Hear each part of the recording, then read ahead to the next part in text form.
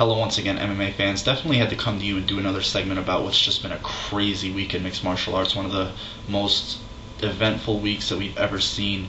Going to touch on a lot of things in this segment. One being, it's just a shame that ESPN hasn't finally gotten on the ball and recognized the sport for what it is. A sport that is burying boxing right now with its stars, its promotion, the way it's presented, especially by the UFC. It's unbelievable that ESPN hasn't finally decided to recognize the sport and dedicate at least 2 to 3 minutes of coverage to it, as opposed to some of the programming they do dedicate to, like Around the Horn, Pardon the Interruption, Jim Rome is Burning, something along those lines, where basically people just argue back and forth all the time. I think we'd much rather see mixed martial arts coverage opposed to that programming any day of the week. And until they do, I think they'll definitely be behind the 8 ball a little bit.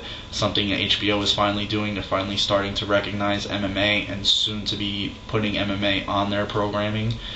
Just ironing out little things like who's going to be producing it, directing it, who's going to be commentating it. And I think if HBO is smart, they just leave it alone other than airing it.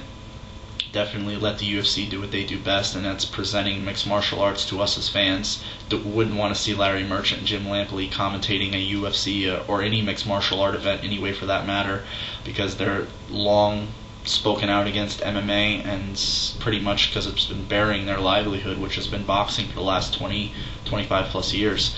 Also going to talk about the gap between Pride and the UFC seems to be growing in the UFC's favor. It's unfortunate for us fans of Pride. I'm a longtime fan of Pride ever since back, I believe, 1998. It's been a great organization and seems to be crumbling, falling by the wayside a little bit, with first the loss of their TV deal, loss of superstars like Mirko Cro Cop, Fabrizio Verdum, Vanderlei Silva, a long time their only middleweight champion in history, falling to a welterweight in Pride, Dan Henderson.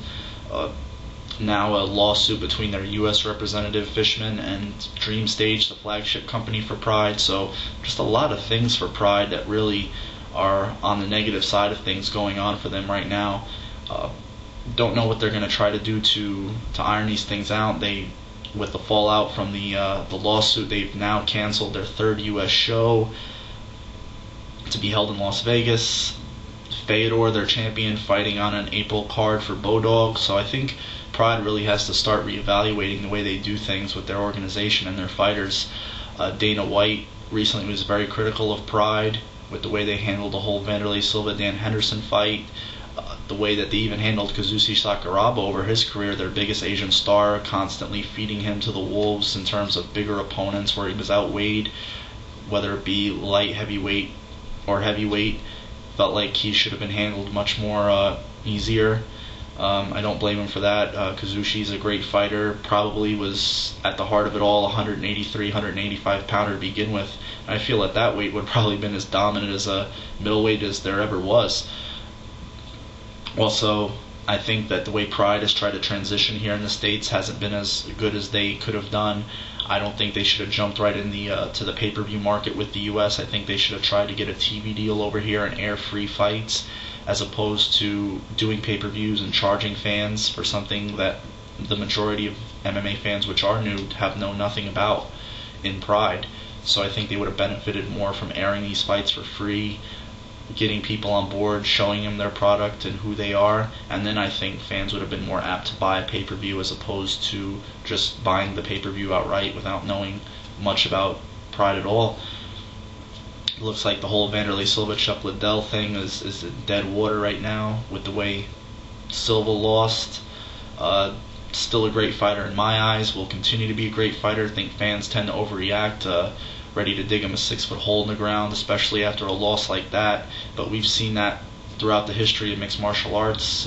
Cro Cop comes to mind, the way he was KO'd against Kevin Randleman. Everybody was like, wow, this guy isn't as good as we thought he was. He got knocked out by Randleman.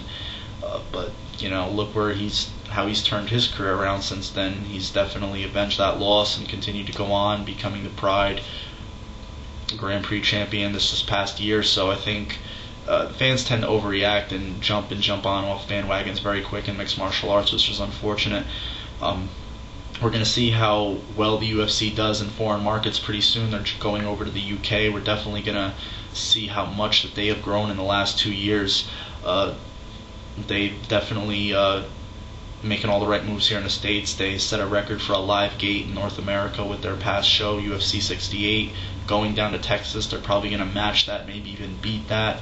So UFC is definitely just cleaning house right now when it comes to MMA.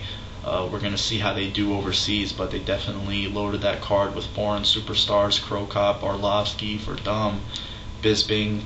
So I think they're definitely looking to make a splash over in Europe as well as here in the States. Pride, like I said, I think they're learning that what sells in Japan doesn't sell over here, and until they get their problems ironed out in Japan with a TV deal, and then I think they should try to make a move over here to the States, or if they're looking to sell Pride, sell it to Zuffa.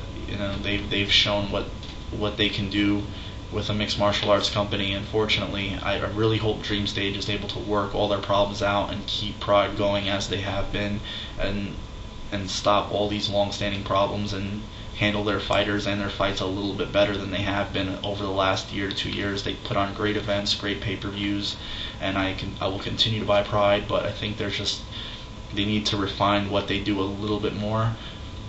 I'd definitely like to see them add a 170-pound division as opposed to a super heavyweight division. I think it'd be a lot easier to fill a 170-pound division with good fighters, more talented fighters, fights that we'd rather see, as opposed to a super heavyweight division where big guys are just out there throwing for like 3 or 4 or 5 minutes of the first round and then eventually get tired, as we've seen happen in the past. And sideshow types like Giant Silva, Butterbean, and whatnot will probably fill that division anyway.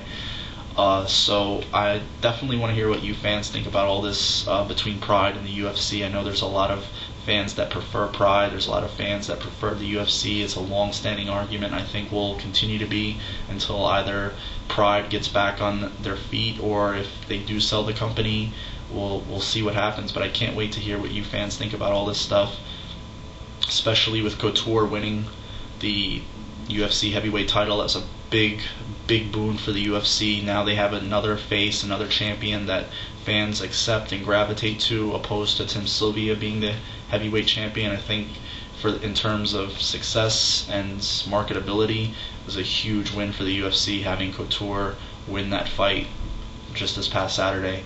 I want to thank everybody for all the comments and time taken out to view my segments and leave comments, whether it be negative, positive, it doesn't matter to me. Just want to show some appreciation to everybody out there who's viewed and taken time out to see my videos. Until then, you guys have a good one and take care.